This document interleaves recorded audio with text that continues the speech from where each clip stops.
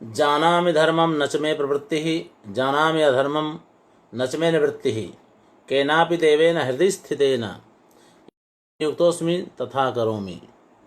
नमस्कार, आप सभी लोगों को बहुत बहुत चर्चा को आगे बढ़ाएं। कल तक हमने देखा था शब्द के दोषों को, आज अर्थ दोष की चर्चा से हम शुरुआत करेंगे और वह है व्याहतत्व का दोष। यानी जो व्याहत हो, व्याहत विआहत, यानी एक जगह आप किसी चीज को मना करें और दूसरी जगह उसी को अपना लें, इसको व्याहत दोष कहा जाता है। ये मालती माधव का श्लोक है। जगति जैनस्ते भावा नवेन्दु कलादयः प्रकृति मधुराः सन्ति एवान्ये मनो मदयन्ति ये मम तु यदीयं याता लोके विलोचन चंद्रिका नयन विषयं जन्मनि एकः स एव महोत्सवः। कह रहे हैं कि इस जगत में नवेन्दु कलादयः भावाः जैनः, नए चंद्रमा की कला इत्यादि प्रसिद्ध हैं। जैन यानी जयशील हैं, प्रसिद्ध हैं, सब जानते हैं उनको इस जगत में। और स्वभाव से ही मधुर कुछ और दूसरी चीज़ें भी हैं जो मन को मत्त कर देती हैं, मदमत्त कर देती हैं। लेकिन मेरे लिए तो ममतु, मेरे लिए तो यदियम, जो यह मालती है वह विलोचन चंद्रिका, मेरे लिए तो यह जो मालती है वह विलोचन चंद्रिका जो मालती है वह नयन विषयम याता, जो कि मेरे नयन विषय को आई है, यानी जो मुझे दिखाई पड़ी है, जो मुझे दृष्टिगोचर हुई है, वह यह मालती एक है, स एव एक महोत्सव, वही एकमात्र मेरे लिए उत्सव रूप है, उत्सव समान है, महोत्सव समान है। तो मेरे जन्मनि एक स एव महोत्सव, मेरे जन्म के लिए एकमात्र वही जो विलोचन चंद्रिका है, जो कि मुझे दिखाई पड़ी है, वह मालती मेरे लिए, मेरे जन्म में पूरे जीवन के लिए वह एकमात्र महोत्सव है। बाकी तो अन्य चीज़ें तो हैं, लोग उसका आनंद लेते हैं, मदमत्त भी हो जाते हैं, सब कुछ ठीक है, उनका कोई मतलब नहीं है मेरे लिए। मेरे लिए तो यह मालती ही सब कुछ है, एकमात्र महोत्सव है। अब कह रहे हैं कि अत्र इंदु कलादयो यम प्रति पस्पराया स एव चंद्रिकात्वम उत्कर्षार्थम आरोपयति इति व्याहृतत्वम। व्याहतत्वम नहीं, विस्प्रिंट भी हो जाता है कभी कभी। कह रहे हैं कि यहाँ इंदु कला याद आदि जो कि उसकी व्यर्थता को सिद्ध किया गया, भाई वो सब चीजें हैं पर मेरे लिए वो व्यर्थ हैं। अर्थ में ये कहना चाहता है माधव कि नवेन्दु कलादि आदि जो पदार्थ हैं इस जगत में, वे अच्छे हैं, पदार्थ हैं, लोग उनको पसंद करते हैं, पर मेरे लिए व्यर्थ हैं, मेरे लिए उनका कोई मतलब नहीं है। सैव चंद्रिका, अब उसी चंद्रिका को, नवेन्दु कला यानी चंद्रिका चांदनी, अब उसी को यहाँ पर विलोचन चंद्रिका के रूप में अपना लिया। क्या जरूरत थी, जब आप वहाँ पर उसको तिरस्करणीय मान रहे हैं तो यहाँ पर विलोचन चंद्रिका कहने की कोई जरूरत नहीं थी। तो यहाँ पर व्याहत नाम का अर्थ दोष उत्पन्न होता है। सैव चंद्रिकात्वम उत्कर्षार्थम, उत्कर्ष के लिए उसी चंद्रिकात्व को आरोपित करते हैं विलोचन चंद्रिका में ले आकर के, इसलिए वो व्याहत हो गया। तो इस तरह से जो है यह एक अर्थ दोष है व्याहत नाम का। दूसरा है कृतम अनुमतम इत्यादि। अब अश्वत्थामा की वह उक्ति कहाँ पर है? 39वें उदाहरण संख्या 39 मैं आपको बता दूं, आप जानते होंगे, आ गया है जब ये मारे गए, द्रोणाचार्य की जब हत्या कर दी गई, तब अश्वत्थामा की यह उक्ति है।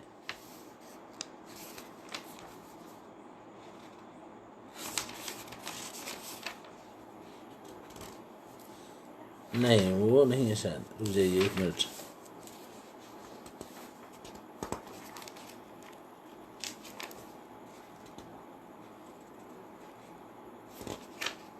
हाँ, कृतम अनुमतम दृष्टम वा येरिदम गुरुपातकम मनुज पशुभिर निर्मर्यादैः भवद्भिः उदायुधैः नरक रिपुणा सार्धम स भीम किरीटिनाम अयम अहम असृक मेदो मांसैः करोमि दिशाम बलिम। ठीक है, वो जो द्रोणाचार्य की निर्मम हत्या जब कर दी गई, तो ये अश्वत्थामा की उक्ति है। वह जिन लोगों ने किया, पिताजी की हत्या जिन लोगों ने की, जिन्होंने उसको अनुमति दी और जिन लोगों ने उसको देखा, ठीक है, इसमें वो सभी लोगों का मैं ऐसा करूँगा, ये सारा अर्थ हो चुका है। ठीक है, कह रहे हैं कि इसमें मर्यादा का पालन नहीं करने वाले नर पशुओं के सदृश जिन आप लोगों ने इस महान पातक को किया है, उसमें जिन्होंने अनुमति दी है कृष्ण आदि ने, और जिन भीम अर्जुन आदि ने जिन्होंने इसको देखा है, रोकने का प्रयास नहीं किया है, उन सब को सभीम किरीटी नाम। ठीक है, अब यहाँ उन्होंने प्रयोग किया। इसके पहले जो प्रसंग चल रहा है, उस प्रसंग में अत्र अर्जुन अर्जुन इति भवद्भिः इति चोक्ते सभीम किरीटिनाम इति किरीटी पदार्थः पुनरुक्तः। अब पहले तो वो अर्जुन अर्जुन चिल्ला रहे हैं, तो अर्जुन अर्जुन कर दिया, तो एक बार अर्जुन तो कह ही दिया, तो फिर श्लोक में दोबारा किरीटी कहने की क्या जरूरत थी? इसलिए यह पुनरुक्त दोष इसको मान रहे हैं। अत्र अर्जुन अर्जुन इति भवद्भिः इति च उक्ते।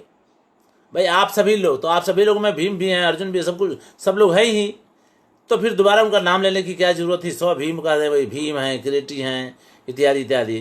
तो इसमें किरीटी शब्द का प्रयोग पहले आ गया है अर्जुन के रूप में, तो अर्जुन जब कह दिया तो दोबारा किरीटी करने की कहने की जरूरत नहीं थी। इसलिए यह भी पुनरुक्त दोष, जो अर्थ दोष माना जाएगा, उसके अंतर्गत यह दोष आता है। ठीक है, तो इस तरह से पुनरुक्त, भाई अर्जुन ने कह ही दिया, तो भाई दोबारा श्लोक में किरीटी स्वभीम किरीटी नाम ये कहने की आवश्यकता नहीं थी, वो दोष है, उसको टाला जा सकता था। यथावा अथवा, यथा मतलब अब दूसरा उदाहरण दे रहे हैं, उसी तरह से पुनरुक्तत्व का वो दूसरा उदाहरण दे रहे हैं। जैसे अस्त्र ज्वालावलीढ प्रतिबल जलधेः अंतरौर्वायमाणे सेनानाथे स्थिते अस्मिन् मम पितरि गुरौ सर्वधन्वीश्वराणां कर्णालं संभ्रमेण व्रजकृप समरं मुञ्च हार्दिक्यं शङ्कां ताते चापद्वितीये वहति रणधुरं को भयस्य अवकाशः। अब फिर से वही अश्वत्थामा की ही उक्ति है। कह रहे हैं कि अस्त्र ज्वालावलीढ, अस्त्रों की ज्वालाओं से व्याप्त, अवलीढ यानी वैसे चाटा गया, ठीक है ना, अवलीढ। अब उसका मतलब क्या हुआ? चाटने में स्पर्श होता है, तो वो व्याप्ति का वाचक हो गया, यानी अस्त्र की ज्वाला से व्याप्त, प्रतिबल यानी शत्रु रूपी जलधि, ठीक है, जलधि यानी समुद्र, शत्रु रूपी जलधि में और वायमाणे यानी वडवानल का कार्य करने वाले, यानी जिसमें समुद्र में जैसे वडवानल जो काम करता है, वही कार्य मेरे पिताजी इस महायुद्ध में करने वाले हैं। इसलिए और वायमाणे का मतलब ये है, यानी वडवानल जैसे, जो काम समुद्र में वडवानल करता है वही काम मेरे पिताजी यहाँ करने वाले हैं। ऐसे मेरे पिताजी के सेनानाथे स्थिते अस्मिन, सेनानाथ यानी सेनापति के रूप में यहाँ रहने पर। अब तो क्या हुआ कि 10 दिन तक तो भीष्म पितामह ही सेनापति रहे, तो 9वें दिन जो है 9वें दिन पांडव लोग उनके पास गए और उन्होंने तो संकल्प किया था कि हम हर रोज 10,000 सैनिकों को मारेंगे। तो 10 दिन तक वो रहे सेनापति, तो उसमें 9वें दिन जब वो मारे तो शाम को सारे पांडव उनके पास गए, भीष्म पितामह के पास, और कहे कि आपने तो हम लोगों को विजयी होने का आशीर्वाद दिया है, वरदान दिया है, और आप ही खुद ही उसको हम लोगों को, हमारे सेना को 10,000 सेनाओं को रोज मार रहे हैं, तो हम तो ऐसे ही खत्म हो जाएंगे, आपके वरदान का क्या होगा। तो उन्होंने फिर उपाय बताया, कहा कि देखो ऐसी ऐसी बात है, तो तुम लोग जो है बृहन, अरे सॉरी, वो जो अरे क्या नाम था उसका, मैं नाम भूल रहा हूँ उसको, वो अभी भी स्त्री है, पहले अंबिके अंबालिके में शायद अम्बा थी या अंबालिके थी, वह पुरुष के रूप में जन्मी थी और वो तुम्हारी सेना में है इस समय लड़ाई के रूप में, तो उसको सामने ले आओ। उसको अभी भी मैं स्त्री ही समझता हूँ, तो वो सामने रहेगी तो स्त्री पर मैं शस्त्र नहीं उठाऊंगा, और नहीं उठाऊंगा इसलिए मैं शस्त्र रख दूंगा, तो तुम हमको मार देना। इस तरह का उपाय बताकर 9वें दिन बता दिए। अब 10वें दिन जैसे ही वो गए तो इस तरह से हुआ, तो 10 दिन तक उन्होंने सेनापतित्व किया। तो उसके बाद सेनापति का भार द्रोणाचार्य को दिया गया, दूसरे सेनापति बने महाभारत के युद्ध में। तो अब वही कह रहे हैं अश्वत्थामा कि अरे भाई अर्जुन, अरे सॉरी कर्ण, हे कर्ण, अच्छा जब तक सेनापति भीष्म पितामह रहे तब तक उन्होंने कर्ण को मना किया था कि तुम इस युद्ध में नहीं आ सकते, युद्ध लड़ ही नहीं सकते। यानी कर्ण तो 10 दिन तक युद्ध लड़ा ही नहीं। जब द्रोणाचार्य सेनापति बने तब कर्ण जो है लड़ने के लिए आया। सेनापति तो द्रोणाचार्य के बाद बना वो, लेकिन द्रोणाचार्य के सेनापति बनने पर वो लड़ने के लिए आया पहली बार। तो अब वही उसी समय अश्वत्थामा उसको समझा रहे हैं कि हे कर्ण, अलम संभ्रमेण, हे कर्ण तुम डरने की जरूरत नहीं, तुमको घबराने की जरूरत नहीं है। क्यों? तो कह रहे हैं कि मम पितरी सेनानाथे स्थिते अस्मिन, इस मेरे पिताजी के सेनानाथ होते हुए तुम्हें डरने की या घबराने की आवश्यकता नहीं है। अब ये है कैसे? तो कहे अस्त्र ज्वाला वलीड, अस्त्र की ज्वाला से। अब ध्यान रखिए आप लोग कि जब भीष्म पितामह सेनापति थे तो द्रोणाचार्य तो लड़ ही रहे थे, सेनापति नहीं थे, लड़ तो रहे थे। इसलिए ऊपर वाली बात कह रहे हैं कि अस्त्र की ज्वाला से व्याप्त शत्रु रूपी समुद्र में वडवानल जैसे मेरे पिताजी के सेनापति होते हुए मम पितरी गुरु, मेरे पिता के, जो कि सर्व धन्वीश्वराणाम पितरी गुरु, यानी सभी जितने भी धनुर्धारी हैं सभी के वो गुरु हैं। तो सभी धनुर्धारियों के गुरु रूप मेरे पिता के सेनानाथ यानी सेनापति रहते हुए हे कर्ण तुम्हें घबराने की आवश्यकता नहीं है। हे कृपाचार्य, आप भी, मैं आपसे भी कह रहा हूं, समरम मुंच हार्दिक्यम शंकाम, व्रज समरम, युद्ध भूमि को चलिए, व्रज समरम यानी युद्ध भूमि की तरफ चलिए। हृदय में रही हुई शंका को छोड़ दिए। शंका मतलब भय होता है, जान लीजिए। शंका का दूसरा अर्थ भय भी होता है। शंका का मतलब संदेह तो होता ही है, शंका का मतलब भय भी होता है, जो यहाँ पर प्रयुक्त है। भास ने भी एक जगह कहा है अति स्नेह शंका उपजनयति। तो इस तरह से हृदय में रही हुई शंका को आप लोग छोड़ दीजिए, यानी भय छोड़ दीजिए और युद्ध भूमि की तरफ चलिए। ताते चाप द्वितीय, जिसके साथ धनुष है, ऐसे मेरे पिताजी के रणधुरम वहति, युद्ध की धुरा को धारण करने पर को भयस्य अवकाश, भय के लिए कौन सा अवकाश हो सकता है, अर्थात कोई अवकाश नहीं होगा। ठीक है, तो इस तरह से इन्होंने कर दिया। अब कह रहे हैं कि अत्र चतुर्थ पाद वाक्यार्थ पुनरुक्तः। ठीक है, अब देखिए भाई, मुंच हार्दिक्यम शंकाम, ये तो कह दिया ना भाई, हृदय की शंका को यानी भय को छोड़ दो, तो फिर भय का अवकाश कहाँ से हो सकता है, ये कहने की क्या जरूरत है। और तो आपने छुड़वा तो दिया ही, भय तो छुड़वा दिया आपने पहले ही कि भाई हृदय में रही हुई शंका को आप छोड़ दीजिए। तो जब छुड़वा दिया तो दोबारा ये यहाँ पर कहने की आवश्यकता नहीं थी कि को भयस्य अवकाशः। ठीक है, इसलिए यह पुनरुक्त दोष, अर्थ दोष, इसको माना जाएगा। ठीक है, तो इस तरह से अब आगे चलें। अत्र हाँ, ये हो गया। अब पांचवा दोष, दुष्क्रमत्व दोष, ये अर्थ दोष चल रहा है, तो उसमें पांचवें नंबर पर, पांचवें क्रम पर ये आ रहा है। कह रहे हैं कि भूपाल रत्न निर्दैन्य प्रदान प्रथितोत्सव विश्राणे तुरंगम में मातंगम व मदालसम। कह रहे हैं कि निर्दैन्य प्रदान प्रथितोत्सव, यानी दैन्य के निर्दैन्य को देने वाले, यानी निर्दैन्य को देने से प्रसिद्ध हुए, यानी प्रसिद्ध नाम वाले, प्रसिद्धि को प्राप्त, हे भूपाल रत्न, हे राजाओं के रत्न, आप जो है विश्राणय हमको दीजिए। विश्राणय का मतलब होता है भेंट में देना, उपहार देना। विश्राणय यानी उपहार देना, उपहार में दीजिए क्या, तुरंगम घोड़ा में, यानी मुझे आप विश्राणय दीजिए। मातंगम व मदालसम, या मदमत्त हाथी दीजिए। ठीक है, तो श्लोक तो बहुत छोटा है, आप देख लीजिए। तो इसमें दुष्क्रमत्व का मतलब है कि पहले इसमें मातंगम व मदालसम कहना चाहिए था और बाद में तुरंगम कहना चाहिए था। तो इसमें पहले तुरंगम कह दिया और बाद में मातंगम कह दिया। तो यह जो है हाथी का निर्देश पहले करना चाहिए था, वो नहीं किया, इसलिए यह दुष्ट क्रमत्व दोष है। ठीक है, अब इसके पांचवा के बाद छठा दोष, ग्राम्यत्व दोष।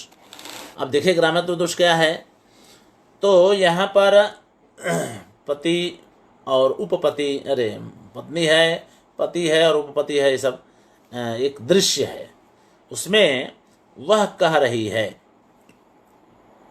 आई, अरे अरे, तदई है ना, तो आई अरे अरे, स्वपिति यावद अयम निकटे जनः स्वपिमि तावद अहम किम अपैतिते, यानी यह जब तक निकट में सो रहा है तब तक मैं भी सो रही हूं, तुम्हारा इसमें क्या जा रहा है, तुम्हें क्यों तकलीफ हो रही है।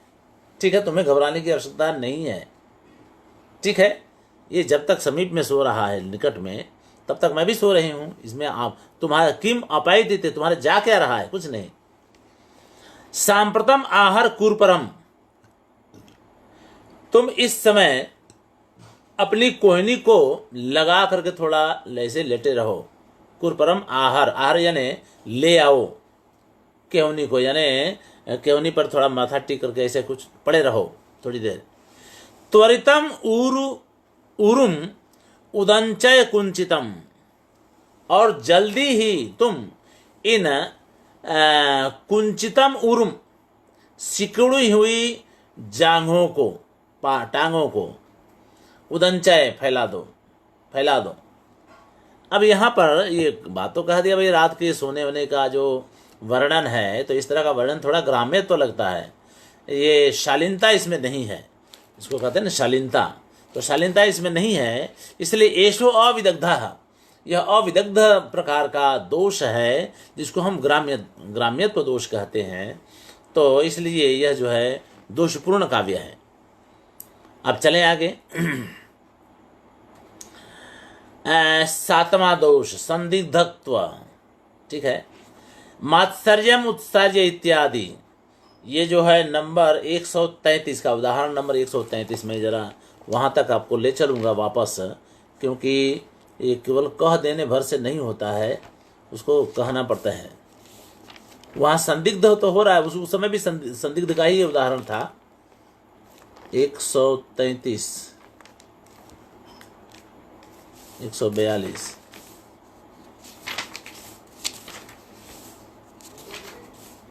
क्षमा करेंगे, थोड़ा सा विलंब हो रहा है ढूंढने में।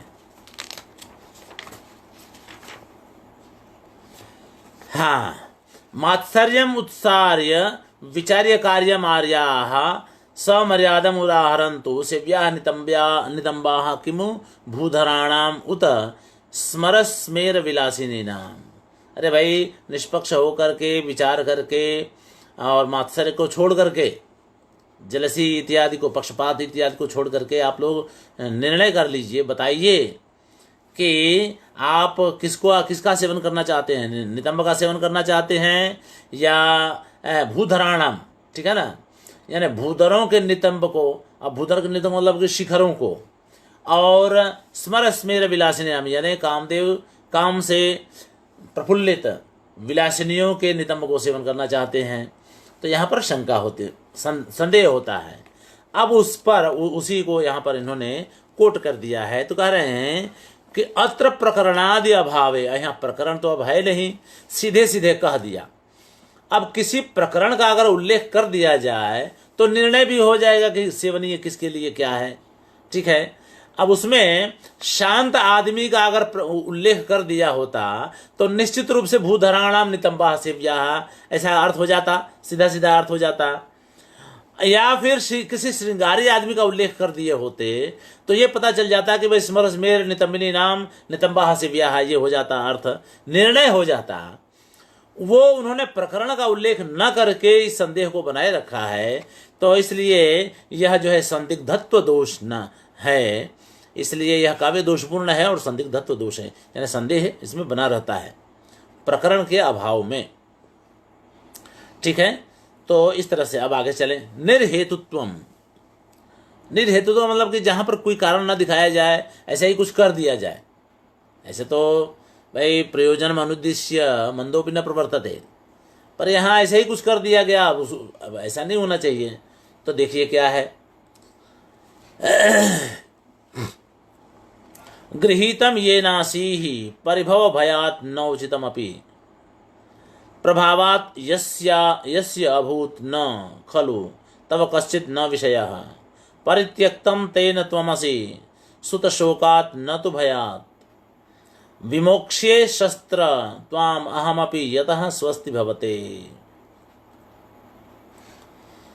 कह रहे हैं कि अब ये वेणी संहार में यह श्लोक आता है। वेणी संहार में द्रोणाचार्य के मारे जाने के बाद उस शस्त्र के बारे में ये बात कह रही हैं। कह रहे हैं कि भाई ये ना गृहीतम आसी ही, तुम जिसके द्वारा ग्रहण किए गए थे, ठीक है,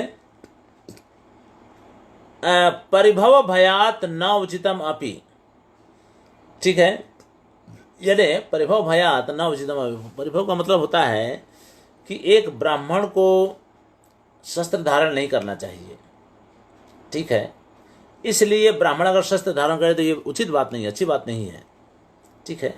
तो वही कहें परिभव भयात न उचितम अपि ये न गृहीतम आसी, जिनके द्वारा तुम ग्रहण किए गए थे या तुमको ग्रहण किया था, जिन द्रोणाचार्य, जो द्रोणाचार्य ब्राह्मण थे, अब उनको शस्त्र धारण नहीं करना चाहिए था, तो उचित था, अनुचित था, फिर भी उन्होंने तुम्हारा धारण किया था। और जिन द्रोणाचार्य के प्रभाव से, प्रभावात यस्य, जिनके प्रभाव से तुम्हारा कोई भी अविषय नहीं था, वो जिसको चाहते थे उसको तुम्हारे द्वारा मार डालते थे, यानी उनके साथ रहते हुए तुम्हारा हर कोई विषय था, तुम किसी को भी मार सकते थे। तस यस्य प्रभावात, जिसके प्रभाव से तब कश्चित न विषयः न, यानी कोई तुम्हारा विषय न हो ऐसा नहीं था, यानी सभी तुम्हारे विषय थे, यानी तुम किसी को भी मार सकते थे। तुम्हारी में वो शक्ति थी मेरे पिताजी के साथ रहने के कारण, जिस द्रोणाचार्य के साथ रहने के कारण, उनके प्रभाव के कारण। परित्यक्तम तेन त्वमसि, उस द्रोणाचार्य के द्वारा, उस आचार्य के द्वारा तुम छोड़ दिए गए हो, क्योंकि वो तो चले गए, तुम छोड़ दिए गए हो। सुत शोकात न तो भयात, भय से उन्होंने नहीं छोड़ा है तुमको, अपने पुत्र के मारे जाने के शोक के कारण, क्योंकि उनको तो ये बताया गया था कि अश्वत्थामा मरो नरो व कुंजरो, तो अश्वत्थामा हाथी मरा था, कह दिया गया इस रूप में कि अश्वत्थामा उनका बेटा मरा है। ऐसे अश्वत्थामा के मरने पर पुत्र शोक के कारण तुम छोड़ दिए गए हो, भय के कारण तुमको नहीं छोड़ा है उन्होंने। विमोक्षेश, हे शस्त्र, मैं तुम्हें छोड़ रहा हूं। त्वाम अहम, मैं भी तुमको, त्वाम अहम अपि विमोक्षे, मैं भी तुमको छोड़ रहा हूं, तुम्हारा कल्याण हो। अब क्या से क्या, देखिए ये तो कवि की बात है ना, कैसी कैसी बातें हैं। अब देखिए, अब उन्होंने तो छोड़ दिया तो न तो शोक सुत शोकात न तो भयात, भाई उनके पास द्रोणाचार्य ने उस शस्त्र का त्याग किया तो उसमें कारण था सुत शोक। अब अश्वत्थामा उस शस्त्र को क्यों छोड़े, क्या कारण है? कोई कारण नहीं है यहाँ पर। वही कारण है कि अत्र शस्त्र विमोचने हेतुर न उपात्तः, कोई कारण नहीं बताया गया है यहाँ पर। शस्त्र के विमोचन में, यानी शस्त्र के को छोड़ने में, शस्त्र के त्याग में कोई कारण यहाँ पर नहीं बताया गया है, इसलिए यहाँ पर निर्हेतुक दोष, अर्थ दोष माना गया है। ठीक है, तो अब आगे चलें। अगला दोष है प्रसिद्धि विरुद्धता। कुछ चीजें प्रसिद्ध होती हैं तो उसके विरुद्ध अगर आप प्रयोग करते हैं या वर्णन करते हैं तो वह भी एक दोष माना जाता है, वो अच्छा नहीं होता है। देखिए उदाहरण, इदम ते केनोक्तम कथय कमलातंक वदने यद एतस्मिन् हेम्नः कटकम इति धत्से खलु धियम् इदम तद् दुस्साधाक्रमण परमास्त्रम स्मृति भुवा तव प्रत्याचक्रम कर कमल मूले विनिहितम। बाप रे बाप,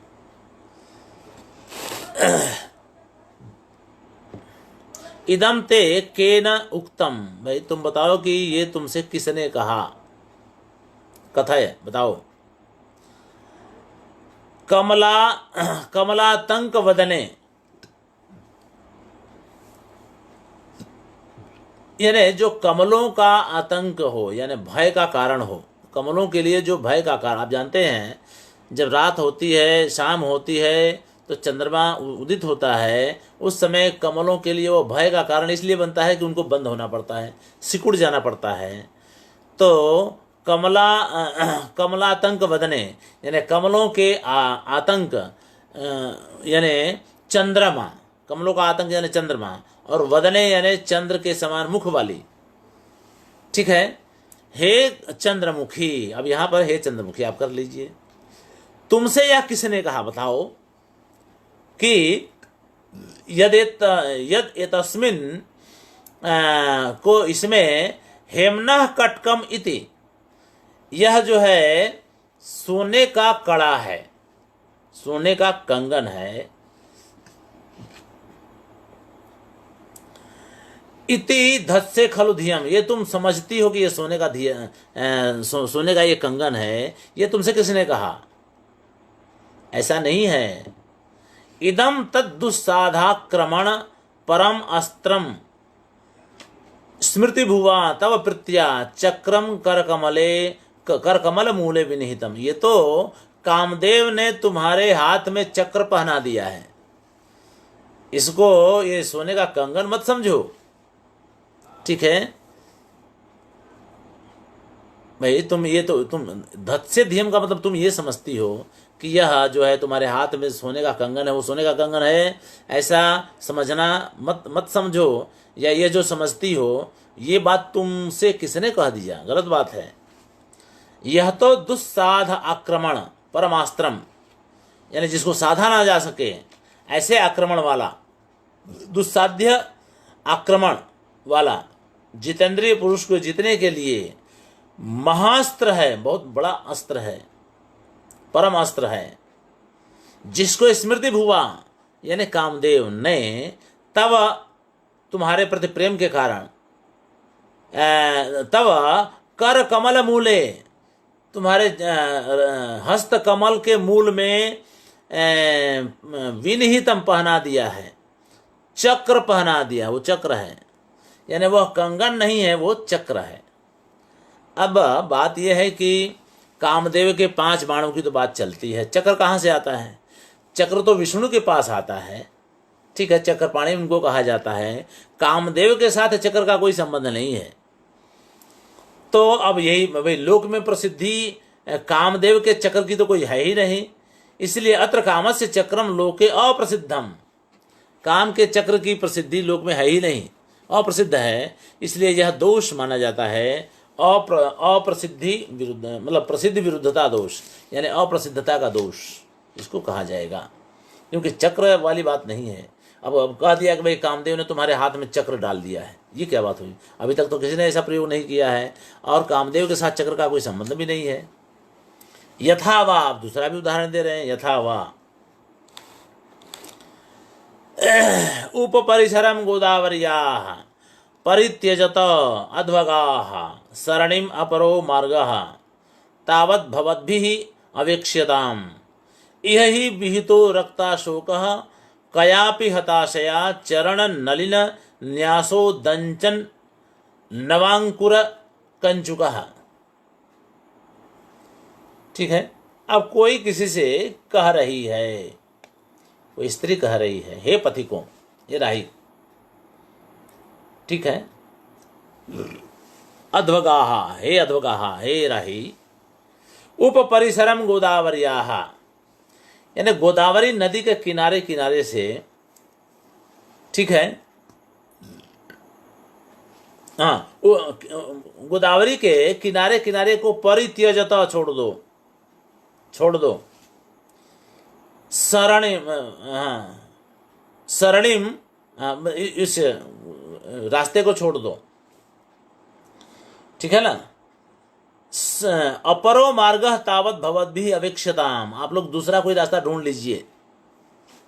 अपरो मार्ग तावत भवद्भिः अवेक्ष्यताम, आप लोग दूसरा कोई रास्ता देख लीजिए, अवेक्ष्यताम समझ लीजिए। क्यों? तो कह रहे यह ही, जब ही आवे तो समझिए वो कारण बता रहे हैं, क्योंकि यहाँ रक्ताशोक है, यानी लाल अशोक, कयापि हताशया, किसी अभागिन के, हताशया ने अभागिन स्त्री के द्वारा, अभागिन स्त्री ने अपने चरण नलिन न्यासो दंचन, यानी चरण कमल के न्यास से उगे हुए अंकुर रूपी कंचुक वाला रक्ता अशोक है, लाल अशोक है यहाँ पर, इसलिए आप लोग यहाँ पर मत चलिए, ठीक है। तो अब आप देखिए कि यही विहितो यानी बनाया गया है, ठीक है, रक्ताशोक, लाल अशोक लाल लाल कर दिया गया है नए नए अंकुर रूपी कंचुक से।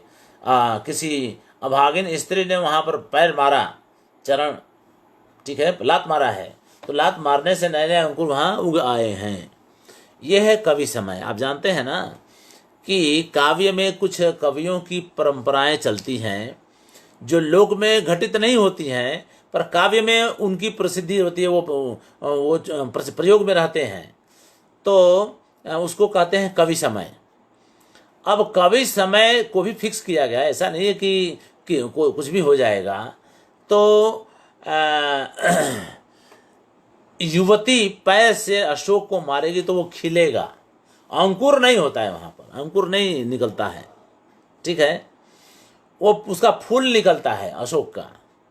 अब वो बात यहाँ कहने के बजाय वो कह रहे हैं कि भाई अंकुर निकल गए हैं, ठीक है। अब अंकुर निकल गए ये कहना तो क्या बोलते हैं, प्रसिद्धि के विरुद्ध है, ये कवि समय के विरुद्ध है। प्रसिद्धि का मतलब कवि समय, वो कुछ प्रयोग होते हैं ना जो कवि समय होता है, कवि समय, जैसे एक तो ये हो गया, फिर पिचकारी मारना से वो होता है बकुल के लिए कहा जाता है।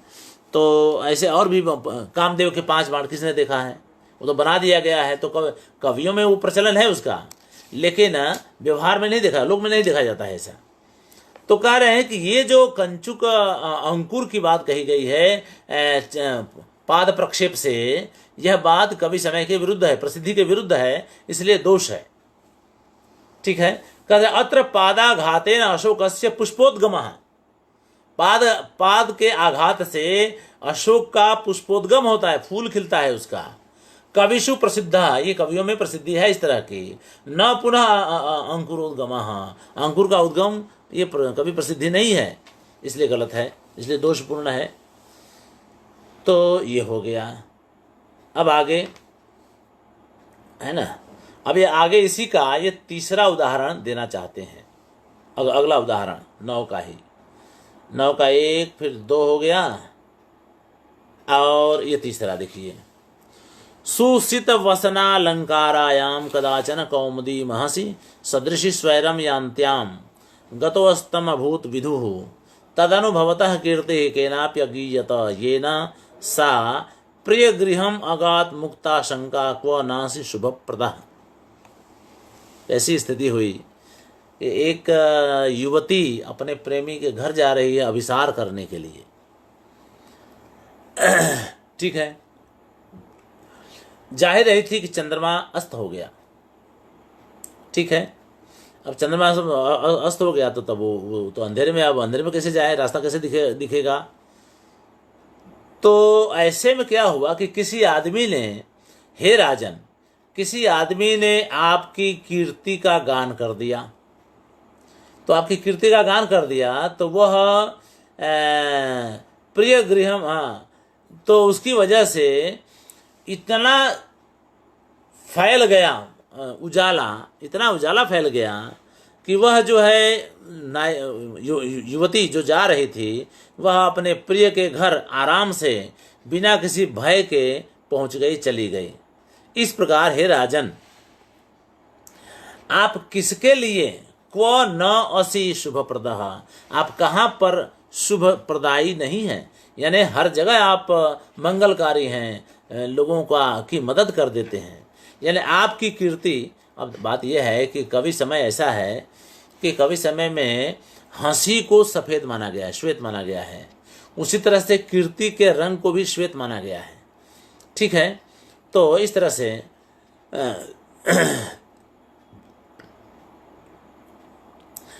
इसी तरह से कहते हैं भाई अत्र अमूर्ता भी, भाई कीर्ति तो अमूर्त होती है ना, वो कोई मूर्ति थोड़े है। तो कह रहे अमूर्त कीर्ति भी ज्योत्सनावत प्रकाश रूपा, चांदनी की तरह प्रकाश रूप होती है, सफेद होती है, उसका रंग सफेद माना गया है। तो यह कथिता लोक प्रसिद्धम, यह बात कही गई है, और यह लोक में प्रसिद्ध भी है। यह बात लोक में प्रसिद्ध मतलब कवि जगत में प्रसिद्ध है, इसीलिए कवि प्रसिद्धे है न दुष्टम, इसको दोषपूर्ण नहीं माना जाता है। ठीक है। लेकिन जो चीज़ जैसी है वैसे ही मानना पड़ता है, कभी समय को जान लेना चाहिए। ठीक है। कभी समय भी जानना चाहिए कि किस तरह से, उसी हिसाब से उसी के अनुसार प्रयोग करना चाहिए। अब आप पाद प्रहार करने से अशोक जो है अंकुरित होता है, ये बात गलत है। तो अब अगला जो है दोष देखा जाए। कह रहे हैं कि विद्या विरुद्धता, यानी ज्ञान के विरुद्ध। अब विद्या का मतलब ज्ञान, अब ज्ञान में बहुत सारी चीज़ें हैं, वो दर्शन भी आता है। तो दर्शन में जो चीज़ जैसी है वैसी ही होनी चाहिए, उसके विपरीत अगर आप वर्णन करते हैं तो विद्या विरुद्धता नामक अर्थदोष लगता है उसमें। ठीक है। देखिए कैसे।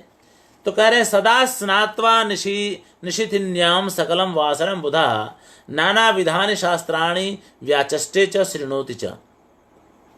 बुधा यानी यह ज्ञानी विद्वान जो है, रात को नहाने के बाद, रात को नहाता है एक तो, और पूरे दिन सकलम वासरम, पूरे दिन जो है नाना विधानि शास्त्राणि व्याचष्टे, अनेक प्रकार के शास्त्रों का कथन करता है, उसका उपदेश करता है, उसकी व्याख्या करता है।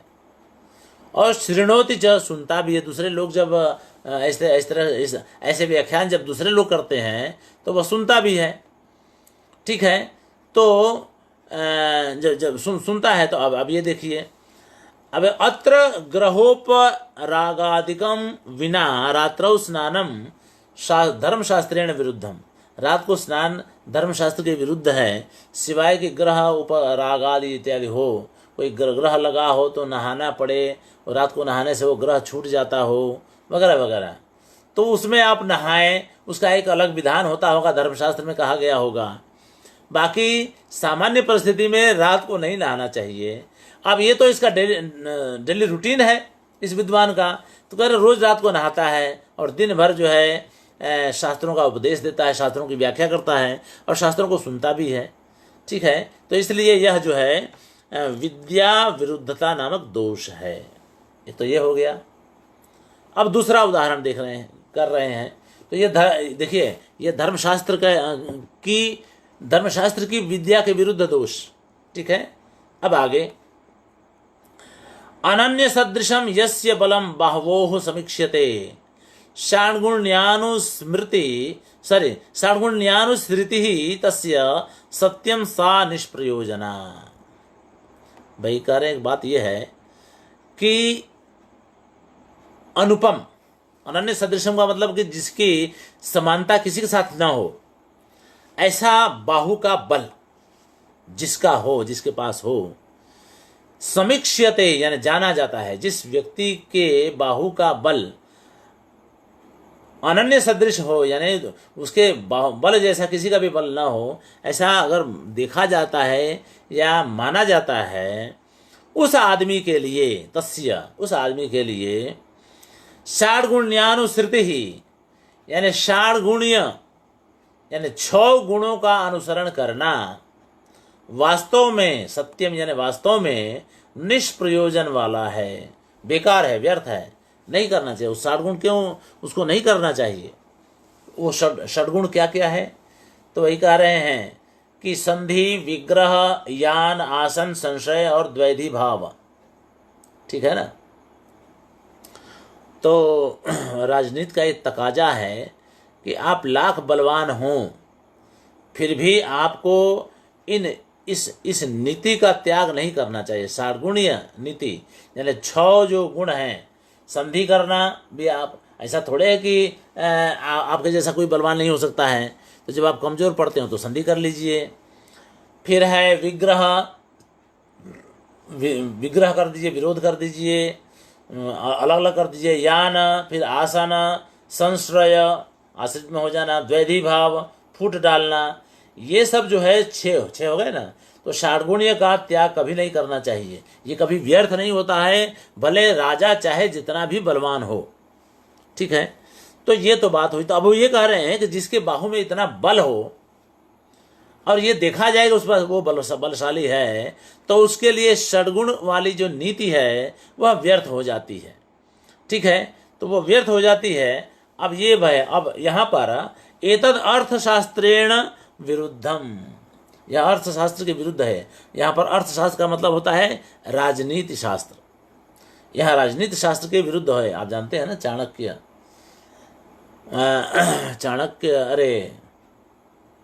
चाणक्य ही कौटिल्य अर्थशास्त्र में लिखा है, प्रकृति संपदम राज्यम और नायकम अभी प्रकृति संपदम राज्यम नीयते।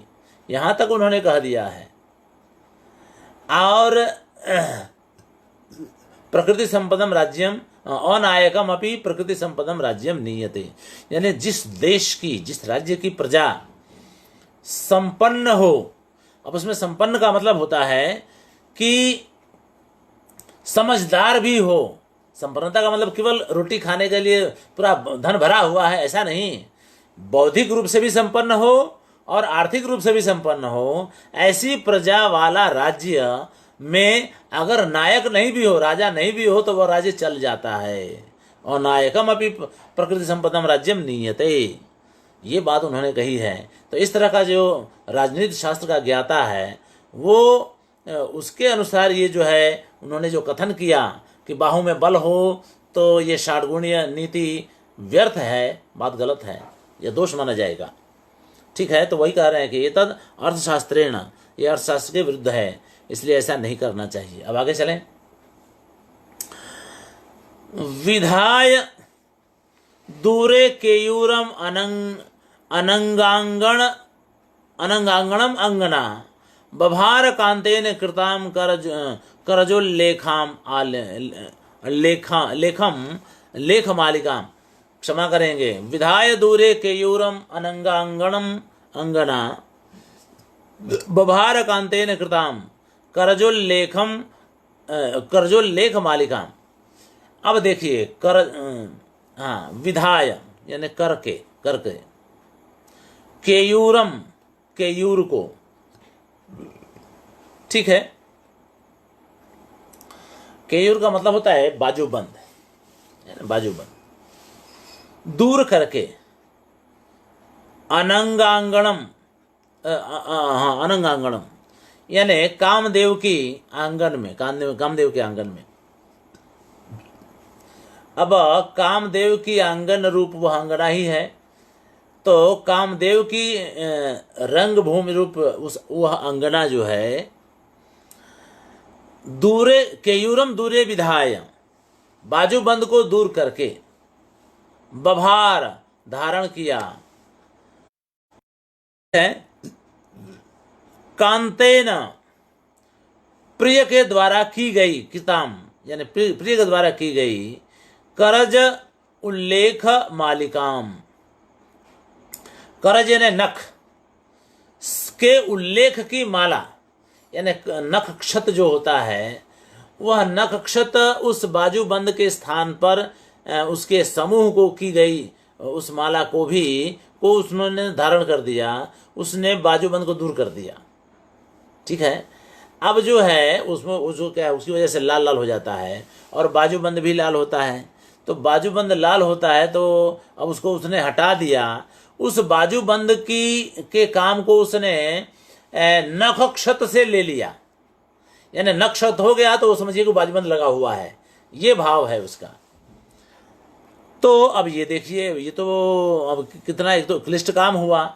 अब कह रहे हैं देखिए, अत्र केयूर पदे नखक्षतम न विहितम, कहीं पर भी ऐसा नहीं कहा गया है कि बाजूबंद में नखक्षत होता है। नखक्षत तो कहाँ कहाँ होता है मैं बता दूं आपको। कांख में नखक्षत होता है, छाती पर होता है, गले में होता है, बगल में जघन, उरु, स्तन, गंडल, ललाट, इन सब जगहों पर नखक्षत होता है, बाजूबंद में नहीं होता है। इसलिए वो जो है गलत बात है, वो दोष माना जाएगा उसको, ठीक है। तो वही कह रहे हैं कि भाई वह कामदेव की क्रीड़ा भूमि रूप उस स्त्री ने, उस अंगना ने, उस युवती ने केयूर को दूर करके उसने कांत द्वारा बनाई गई नखक्षत की माला को, यानी उसके समूह को ही धारण कर लिया केयूर मतलब बाजूबंद के रूप में। तो इस तरह से यह दोषपूर्ण है, क्योंकि बाजूबंद में ये बात नहीं आती है। उस स्थान पर जहाँ बाजूबंद लगाया जाता है वहाँ पर नखक्षत की बात नहीं कही गई है, अभी तक नहीं कही गई है, इसलिए वो गलत है और दोषपूर्ण है, ठीक है। अब चलें आगे। तो ये भी जो है विद्या विरुद्ध हो गया, काम शास्त्र के विरुद्ध ये बात है। काम शास्त्र में बात लिखी गई है, तो एक तो देखिए क्या हो गया, धर्मशास्त्र, फिर अर्थशास्त्र, फिर कामशास्त्र। अब आगे देखिए क्या है, अष्टांग योग परिशीलन कीलनेन दुस्साध सिद्धि सविधम विदधत विदुरे असादयन अभिमतम अधुना विवेक ख्यातिम समाधि धन मौलि मणि विमुक्ता। देखिए अब ये एक योग शास्त्र का, ठीक है। योग शास्त्र में कुछ चीज़ें फिक्स होती हैं, उसी के अनुसार मोक्ष की प्राप्ति होती है। उस मोक्ष की प्राप्ति कैसे होती है देखिए, तो कह रहे हैं कि जो विवेक ख्याति है, विवेक ख्याति प्रकृति और पुरुष के भेद रूप जो विवेक की ख्याति, विवेक का मतलब होता है आप जानते हैं ना, विच धातु है, विच का वेग बनता है, विच यानी अलग करना, ठीक है। तो वी उपसर्ग के साथ विच करेंगे तो अलग करना अर्थ हो जाता है। जब विवेक, हम अपने बुद्धि के साथ विवेक जब जोड़ते हैं तो उसका यही मतलब होता है कि दो चीज़ों को अलग करने की जो क्षमता होती है उसको विवेक कहा जाता है। तो अब वो आप देखिए यहाँ पर प्रकृति और पुरुष के भेद रूप, यानी आपके पास इतनी शक्ति होनी चाहिए बुद्धि की कि वह प्रकृति और पुरुष को अलग अलग समझे, जाने, उसको कहते हैं विवेक ख्याति। अब ये जब हो जाता है, विवेक ख्याति जब हो जाती है तो उसके बाद संप्रज्ञात समाधि होती है, बाद में असंप्रज्ञात समाधि होती है, उसके बाद मुक्ति होती है, मोक्ष होता है। यह योग शास्त्र में बात आती है, यह क्रम है उसका। अब उस क्रम में उन्होंने क्या किया, तो कह रहे अष्टांग योग परिशीलन कीलनेना, यानी अष्टांग योग के परिशीलन और कीलन यानी अभ्यास, खेलना यानी अभ्यास के द्वारा जिनका धन है ना,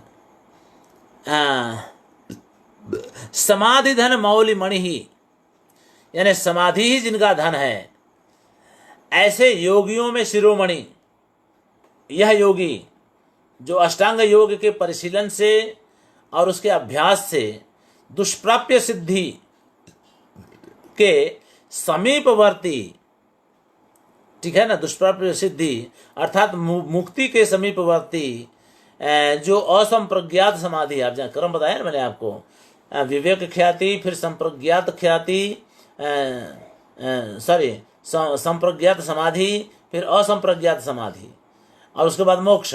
तो कह रहे हैं कि दुष्प्राप्य सिद्धि, सिद्धि यानी मुक्ति, मुक्ति का निकटवर्ती जो असंप्रज्ञात समाधि है उसको दूर करके, यानी उसके बिना ही अभिमत विवेक ख्याति को प्राप्त करते हुए वह मुक्त हो गया। यानी पहले चरण के बाद सीधे मुक्त हो गया। विवेक विवेक विवेक ख्याति के बाद बीच के दो जो स्टेज थे, संप्रज्ञात समाधि और असंप्रज्ञात समाधि, इसको ओवरटेक करके या मंडूक प्रूति से इसके ऊपर से कूद करके सीधे मोक्ष को प्राप्त हो गया। यह बात जो है कही गई है इसमें, ठीक है। अब वही अष्टांग योग परिशीलन के लिए दुष्प्रसाद सिद्धि सिद्धि सिद्धि सविधम विदधत अविदूरे असादयन अभिमतम अधुना। इस समय वह उस अभिमत को प्राप्त करते हुए विवेक ख्याति को, विवेक ख्यातिम समाधि धन, विवेक ख्याति को असादयन यानी नहीं प्राप्त करते हुए, मतलब उसको ओवरटेक करते हुए विमुक्त मोक्ष को प्राप्त हो गया, वो मुक्त हो गया। ये है। अब देखिए ये तो बात, अत्र विवेक ख्याति ही ततः संप्रज्ञात समाधि ही पश्चात असंप्रज्ञात ततः असंप्रज्ञातः ततो मुक्ति ही, न तो विवेक ख्यातौ। भाई विवेक ख्याति होने के बाद मुक्ति होती है ऐसा नहीं। एतद योग शास्त्रेण, यह जो है योग शास्त्र कहता है, योग शास्त्र में ऐसी बात, यह क्रम बताया गया है मोक्ष का। तो मोक्ष के इस क्रम के अनुसार अगर वहां पर वर्णन हुआ नहीं है, इसलिए यह दोषपूर्ण है। एवं विद्यांतरै ही अपि विरुद्धम उदाहर्यम। इसी प्रकार से अन्य विद्याओं में भी जो विरुद्ध वर्णन किया गया है उनका उदाहरण यहाँ देना चाहिए। यहाँ पर उन्होंने 4 शास्त्रों का, एक तो धर्मशास्त्र, फिर कामशास्त्र, फिर राजनीति शास्त्र और अर्थशास्त्र और उसके बाद योग शास्त्र, इनका उदाहरण दिया। अब आगे कह रहे हैं कि दूसरे भी शास्त्रों में जहाँ जहाँ उनके विरुद्ध वर्णन किया गया है उसको आप समझ लीजिए, ठीक है। तो इस तरह से बात जो है कही गई है। अब अगला दोष बता रहे हैं। अगला दोष क्या है, तो अनवीकृतत्व दोष, यानी कुछ नया नया ना हो, वही घिसा पिटा रिपीट करते रहें, तो यह एक दोष माना जाता है। देखिए किम क्या है वो, तो कह रहे प्राप्ता श्रिय सकल काम दुघा ततः किम, दत्तम पदम शिरसि विद्विषताम ततः किम, संतर्पिता प्रणयिनः विभवैः ततः किम, कल्पम स्थितम तनुभृताम तनुभीस्ततः किम, अब ये तथा हकीम बाद में बार बार कर दिया, कुछ नया तो लाए नहीं। इसमें तो आप जानते हैं ना, शैली अंग्रेजी में भी वो देखा जाता है कि आप जो है ये वर्णन जब करते हैं तो वह वर्णन करते समय देखिए कि शब्दों का पुनरावर्तन न हो, शैली का पुनरावर्तन न हो। मैं सिफारिश करूंगा आप लोगों के लिए विंटर निज का सुभद्र झा का किया हुआ अंग्रेजी अनुवाद, क्योंकि उन्होंने तो ग्रीक में लिखा है, नहीं हाँ ग्रीक में लिखा है, जर्मन में लिखा है। तो जर्मन में उन्होंने, ग्रीक में नहीं लिखा है, जर्मन में लिखा है हिस्ट्री ऑफ इंडियन लिटरेचर। ठीक है, तो 3 वॉल्यूम है उसके, तीनों ही वॉल्यूम को मैं सिफारिश करूंगा कि आप लोग पढ़ें। और उसमें जो अंग्रेजी है सुभद्र झा की, क्या बढ़िया अंग्रेजी है। आपको लगेगा कि अगर आपको कवि होना है तो उस ग्रंथ को पढ़ना चाहिए। उन्होंने उसमें उस है तो इतिहास, कहने को इतिहास है, लेकिन प्रस्तुति क्या लाजवाब है उसमें। अंग्रेजी आप सीख जाएंगे, इतना बढ़िया है। उसमें भी उन्होंने भी हर चीज़ को बदल करके, एक ही चीज़ को एक ही आदमी के लिए अलग अलग एडजेक्टिव दे करके, परिस्थितियाँ को बतला करके, ऐसी परिस्थिति बतलाएंगे कि उसी आदमी का बोध होगा, वह परिस्थिति उसी आदमी का वाचक होगी। तो अब ये उत्तम काव्य का ये लक्षण होता है। अब ये देखिए, सकल काम दुघाहा, सभी कामनाओं की पूर्ति करने वाली लक्ष्मी प्राप्त हो गई। तो क्या, ततः किम का मतलब तो क्या, क्या हो गया उससे? शत्रुओं के सिर पर आपने अपना पैर रख दिया तो क्या हुआ, उससे क्या? यानी शत्रु आपके अधीन हो गए तो क्या हो गया, उससे क्या? संतर्पिता प्रणयन विभवई तथा, आपने पैसा देकर के अपने प्रेमियों को, मित्रों को, बंधुओं को संतर्पित कर दिया, खुश कर दिया, संतुष्ट कर दिया तो क्या, तो भी क्या हो गया, उससे क्या हो गया? कल्पम स्थितम तनुभृताम तनुभीस्ततः, शरीरधारी जो लोग हैं उनको, उनके शरीर के माध्यम से आप जो है कल्पांत तक रहे, जीवित रहे। यानी उनके मन में, ऐसे तो मर गए लेकिन आपका यश कल्पांत तक रहा, प्रसिद्ध रहे आप, यशो आपका यश स्थिर रहा तो भी क्या। अब इसमें तो हर जगह जो ततः किम कर दिया है। तो अत्र ततः किम इति न नवीकृतम, इसमें कुछ नया नहीं है। तो नया नहीं है इसलिए बेकार लगता है, दोष है ये, इसको दोष कहा जाएगा। तो दोष नहीं कहा है तो बढ़िया क्या वाक्य है, इसी ऐसा ही शैली कौन सी होती है। आप देखिए क्या बढ़िया वाक्य कहा है, तत्तु यथा, कह रहे कि हम बता रहे हैं, आप देखिए कि कैसा होना चाहिए। नवीनीकरण का मतलब क्या है, तो कह रहे हैं कि यदि दहति अनिलो अत्र किम अद्भुतम, भाई आग किसी को जला दे तो इसमें आश्चर्य की क्या बात है, वो तो जलाता ही है, उसका काम ही ऐसा है। यदि च गौरवम अदृशु किम ततः, पर पहाड़ है तो भारी है तो इसमें कौन सी बड़ी बात है, तो होगा ही ना, पहाड़ तो भारी ही होता है। लवणम अम्बु सदैव महोदधे, और महोदधि यानी समुद्र का पानी अगर खारा है, नमकीन है, ठीक है, तो होता ही है।